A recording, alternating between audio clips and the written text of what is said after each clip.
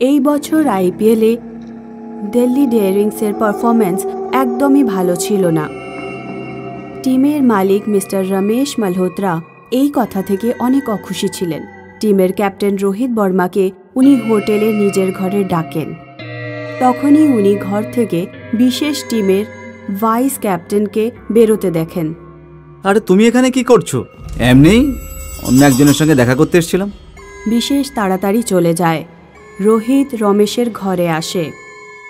রোহিত, আমি এই ব্যাপারে ভীষণ অসন্তুষ্ট যে এই বছরে আমাদের টিম মোটেও ভালো পারফর্ম করছে না। রমেশ স্যার, আমি আপনাকে কতবার বলেছি যে টিমে পরিবর্তন করা দরকার, কিন্তু আপনি শুনছেনই না। বিশেষ মোটেও ভালো প্লেয়ার নয়, আমাদের ওকে বাইরে বের করতে হবে। বুঝতে পেরেছি আমি। রোহিত রাগের সাথে রমেশের কাছে আসে। তুমি আমাকে ধোঁকা দিয়েছো। তুমি বিশেষকে ক্যাপ্টেন করতে চাও আর আমাকে টিম থেকে বের করে দিতে চাও। আমার জানা ছিল না যে তুমি পয়সার জন্য এতটা নিচে নেমে যাবে। আমি এই কথাটা সবাইকে বলে দেবো। রোহিত রাগ করে চলে যায় আর রমেশ ভয় পেয়ে একটা ফোন করে। পরের দিন রমেশ নিজের টিমের সাথে বসে থাকে। আপনাদের খুব দুঃখের সাথে জানানো হচ্ছে যে আমাদের ক্যাপ্টেন রোহিত বর্মার মৃত্যু হয়েছে আর আজ থেকে আপনাদের ক্যাপ্টেন হলো বিশেষ যাদব। সবাই অবাক হয়ে যায়। টিমের পারফরমেন্সে তবু কোনো উন্নতি হয় না। রমেশ নিজের ঘরে অশান্ত মনে পায়চারি করতে থাকে। তখনই একটা ছায়া জানালা থেকে তাকে দেখতে থাকে। বিশেষ, তুমি 1 ঘন্টার মধ্যে আমার সঙ্গে দেখা করো, পুরো টিমের সাথে। ওর ঘরের আলো হঠাৎ করে টিমটিম করতে থাকে। ভয়ে রমেশ এদিক ওদিক দেখতে থাকে। ও ঘর থেকে রিসেপশনে ফোন করার জন্য ফোন ওঠায়, কিন্তু ফোনের তার কাটা ছিল। এ কি হচ্ছে? ও ঘরের থেকে বাইরে যাবার জন্য দরজা খোলে, কিন্তু দরজাটা কিছুতেই খুলল না। হঠাৎ করে একটা আওয়াজ শুনতে পায়। কোথায় বেঁচে পালাবে আমার থেকে? রমেশ ভয় পেয়ে পেছনে তাকায় আর দেখে যে ও রোহিতের আত্মা ওর সামনেই দাঁড়িয়ে আছে। ওর মাথা থেকে রক্ত চুইয়ে পড়ার চিহ্ন ছিল। ওর মুখে ছোট ছোট কাঁচের টুকরো গেঁথে আছে আর ওর চোখ একদম রাগে লাল হয়ে আছে। আরে রোহিত, তুমি বেঁচে আছো? হ্যাঁ, আমি। তুমি কি ভেবেছিলে যে আমি মরে গেছি আর কেউ এসব জানতেও পারবে না? রমেশ পালানোর চেষ্টা করতে লাগলো আর অমনি টেলিফোনের ছেঁড়া তার ওর গলা পেঁচিয়ে ধরে আর ও পড়ে যায়। কি চাই তোমার? আমি তোমাকে মারিনি। ওটা তোরই লোক ছিল যে আমাকে মেরেছে। আরে না, আমি তো ওই বিশেষের কথাই এসব করেছিলাম। যেদিন তুমি আমাকে হুমকি দিয়ে চলে গেলে, আমি বিশেষকে ফোন করলাম আর ও আমাকে বলল যে ওর চিন্তা তুমি করো না, আমি ওকে দেখে নিচ্ছি। তুমি শুধু কি কথা বলেছিলে সেটা মনে রেখো। আর তারপর বিশেষই গুন্ডা লাগিয়ে তোমাকে মেরে ফেলেছিল আর আমি তোমার মৃত্যুর একটা কার অ্যাক্সিডেন্ট বলে চালিয়ে দিয়েছিলাম। রোহিত এসব শুনে খুব রেগে যায়। সারা ঘর অন্ধকার হয়ে যায় আর জানালার কাঁচ ভেঙে পড়ে। রমেশের গলায় তার পেঁচিয়ে যাওয়ার কারণে মৃত্যু হয়ে যায়। কি হলো রমেশ স্যার? একই পারফরমেন্সের ব্যাপারে তো কালকেই কথা বলা যেত। রাত্রিবেলা কেন মিটিং ডাকলেন? মনে হচ্ছে আরও টাকা দিতে হবে আমাকে। কেমন আছো আমার প্রিয় বন্ধু বিশেষ? বিশেষ এটা শুনেই ভয় পেয়ে যায়। ঘরের আলো বারবার নিভে যেতে থাকে আর ওর বডি ওপর দিকে উঠতে থাকে। বাঁচাও আমাকে, ছেড়ে দাও আমাকে, বাঁচাও আমাকে। কি করে ছাড়বো তোকে? তুই তো নিজের বন্ধুকেও ছাড়িসনি। বিশেষের সামনে রোহিতের আত্মা দাঁড়িয়ে আছে। এটা দেখে ও খুব ভয় পেয়ে যায়। রোহিত নিজের চোখ দিয়ে বিশেষকে দেয়ালের দিকে ছুঁড়ে মারে। রোহিত, আমাকে যেতে দাও প্লিজ। আমি ক্যাপ্টেন হতে চেয়েছিলাম আর যখন তোমাকে সিলেক্ট করা হলো তো আমার খুব রাগ হলো। আর তারপর তুমি আমাকে টিম থেকেও বের করে দিতে বলেছিলে। এই জন্য আমি তোমাকে মেরে ফেলেছি। রোহিতের চোখ আরও লাল হয়ে যায়। ও বিশেষের ঘাড় ধরে ওপরে ওঠায় আর ওর গলা চেপে ধরে। বিশেষের দম বন্ধ হয়ে আসে। আমি তোকে ছাড়বো না। তোমরা সবাই শুনলে, এই আমাকে মেরেছে। বিশেষ নিজের গলা চেপে ধরে। ওর চেহারা ধীরে ধীরে হলুদ হতে থাকে। রোহিত বিশেষকে ঘরের বারান্দা থেকে নিচে ফেলে দেয়। বিশেষের মৃত্যু হয়ে যায়।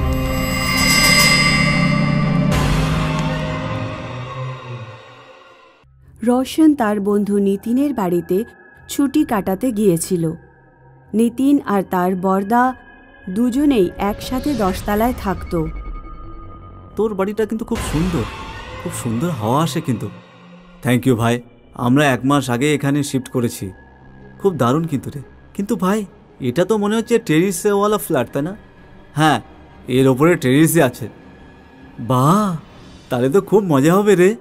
চল না আমরা ওখানে গিয়ে ঘুড়ি উড়াই। আমার ঘুড়ি উড়াতে খুব ভালো লাগে রে। না, একেবারেই না। কেন?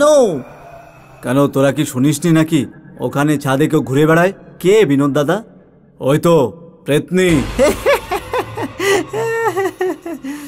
হ্যাঁ, হাসো, যত খুশি হাসো, কিন্তু এটা সত্যি ঘটনা। অনেক বছর আগের কথা। এখানে একটা ফ্ল্যাটে বিদ্যা নামের একটা মেয়ে বাস করত। ওর ঘুড়ি উড়ানোর খুব শখ ছিল। একদিন সন্ধ্যায় ও যখন একা ছাদে ঘুড়ি উড়াচ্ছিল, তখন একজন ছেলে এসে ওর সাথে কিছু নোংরামি কাজ করে। যখন বিদ্যা চিল্লাতে থাকলো, তখন কিছু লোক ওকে মিলে ওপর থেকে ফেলে দেয়। তখন থেকে ওই পেতনি ওখানে ছাদের উপরে ঘুরে বেড়ায়, আর যেই ওই ছাদের উপরে যায় তাকে পেতনি মেরে ফেলে। গল্পটা কিন্তু খুব ভালো, কিন্তু দাদা এইসব কথা কে বিশ্বাস করবে? হ্যাঁ, সেটাই তো, পেতনি আর এই যুগে। ঠিক আছে, বিশ্বাস করতে হবে না, যাও তোমাদের যেখানে খুশি।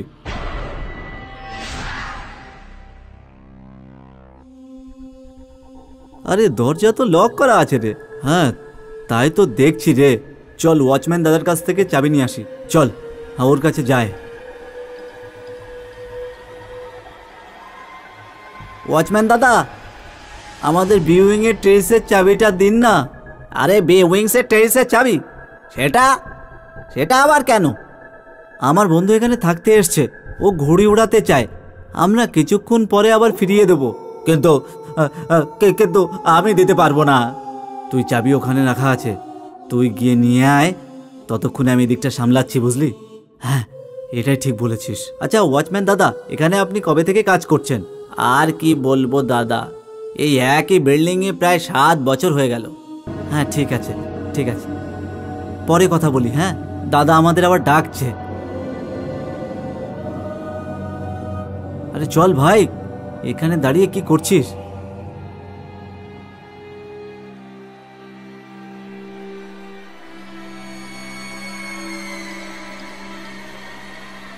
আরে বাহ, একেবারে পুরো শহরটা দেখা যাচ্ছে এখান থেকে।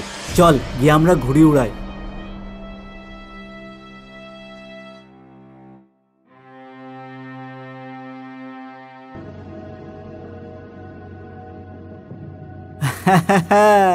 তোর পতঙ্গ তো খুব ভালো যাচ্ছে রে। হ্যাঁ, তোকে ধরছি আমি এক্ষুনি। আরে চল চ্যালেঞ্জ।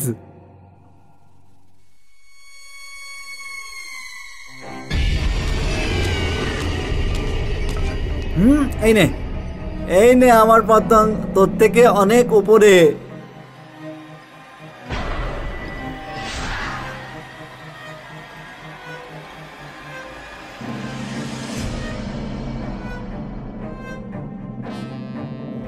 আরে এই 3 নম্বর গুড়িটা আবার কার?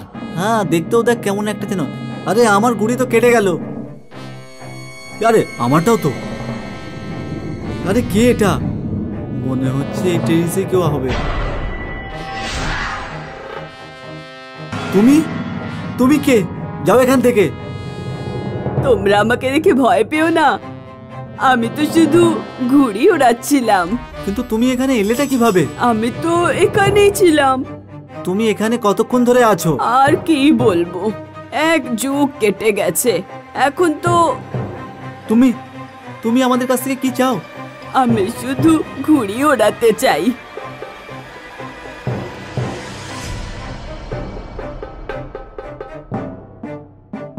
রোশন, টেরিসের দরজা খোলা আছে, চল আমরা এখান থেকে কেটে পড়ি। হ্যাঁ, তাই চল।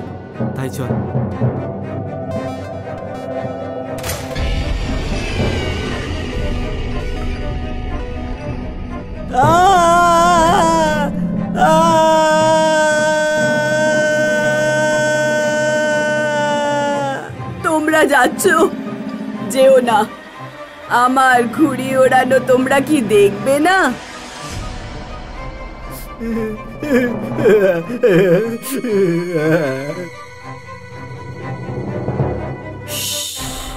কেউ আসছে।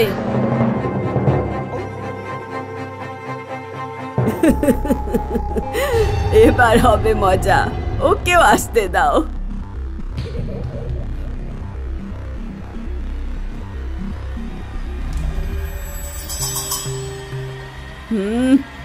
তুমি পুরুষ নও, শয়তান।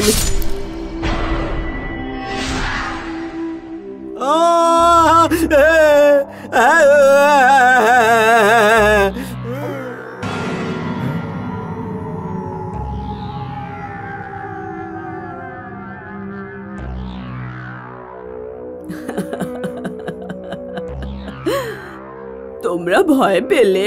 আর এই তো ছিল যে এই ছাদের ওপর আমাকে বিরক্ত করত, আমার লাশ নিচে ফেলে দিয়েছিল, কিন্তু আমিও ওকে ছাড়িনি। কিছুদিন পর যখন ও আবার ফিরে এলো, কোনো প্রকারে ওর মাথা কেটে আমি প্রতিশোধ নিই।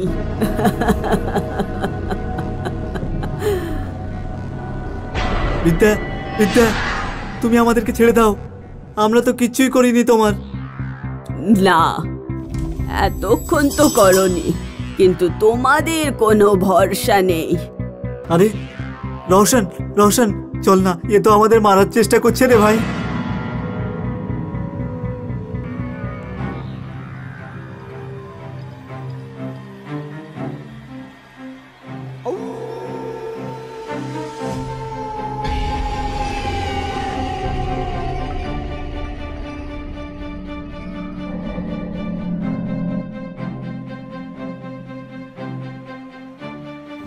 আজ আমি তোমাদের ছাড়বো না।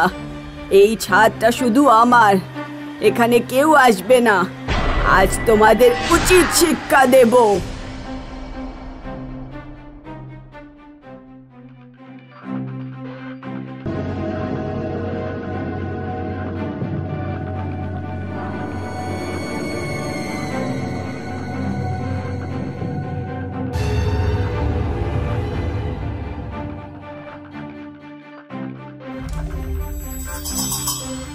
এখন তোমাদের একই অবস্থা করব, যেটা তোর মতোই পুরুষ আমার সঙ্গে করেছিল। না না বিদ্যা, আমরা কি করেছি বলো, আমাদেরকে ছেড়ে দাও। হ্যাঁ হ্যাঁ বিদ্যা, আমাদেরকে যেতে দাও, আমার তো এখনো পর্যন্ত কোনো গার্লফ্রেন্ডও নেই। তোমরা তোমরা শয়তান।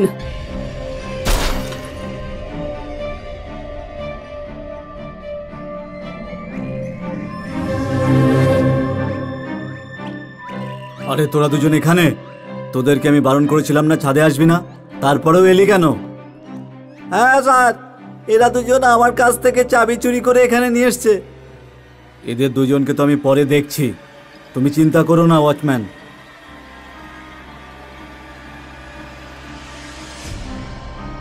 দাদা, দাদা, আমাদের খুব ভুল হয়ে গেছে। হ্যাঁ, আপনি আমাদের বাঁচিয়েছেন। এবার চলো বাড়িতে, এখানে থাকাটা ঠিক নেই। তোমরা এইভাবে কাঁপছো কেন বলো তো? খুব ভালো হয়েছিল তুমি ওখানে পৌঁছে গেছিলে, না হলে আমাদের যে অবস্থা হতো। কিন্তু কেন, ও কি সত্যি পেতনি ছিল রে? আবার কি রে, ও তো পেতনিই ছিল রে। আমি তো বিশ্বাসই করতে পারছি না ভাই, তাও আবার এই যুগে। সেটাও কিছু না, আমি আজকের পর থেকে ওই ছাদের দিকে যাবো না রে ভাই। হ্যাঁ, সত্যি ওইটাই ভালো হবে রে। সবাই চলে গেছে, সবাই চলে গেছে।